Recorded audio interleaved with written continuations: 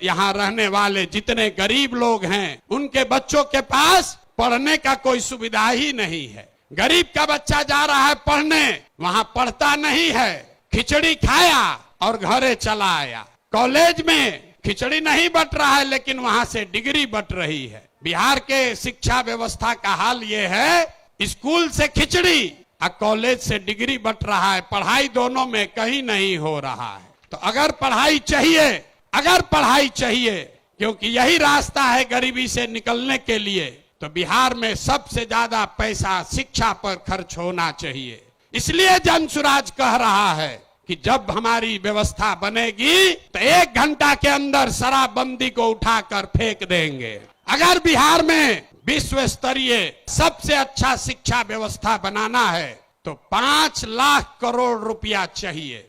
5 लाख करोड़ रुपया चाहिए अगले 10 वर्ष में, तो देश का सबसे अच्छा शिक्षा व्यवस्था बिहार में बना दिया जाएगा।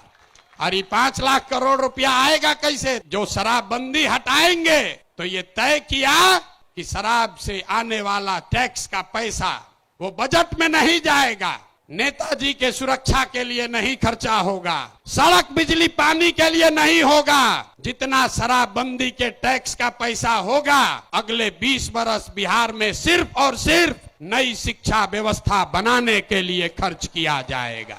अब समझ में आया काहे हटाना चाहते हैं? हर बरिस 20,000 करोड़ रुपया शराबबंदी के चलते नुकसान हो रहा है, तो 20 बरस के पैसे को, शराब के टैक्स को अगर आप नई शिक्षा के व्यवस्था के लिए खर्चा करें तो 4 लाख 5 लाख करोड़ रुपया बिहार के बच्चों के मुस्तकबिल को बदलने के लिए उपलब्ध हो जाएगा। हम ये नहीं कह रहे हैं कि शिक्षा व्यवस्था बनाएंगे, उसका रास्ता भी आपको बता रहे। 5 लाख करोड़ रुपया जुटाएंगे इसी बिहार से और ऐसी शिक्षा व्यवस्था बनाएंगे कि पूरे देश से लोग जैसे नालंदा विक्रमशिला में पढ़ने आते थे वैसे यहीं पर पढ़ने आएंगे, तभी बिहार ज्ञान का भूमि फिर से बनेगा।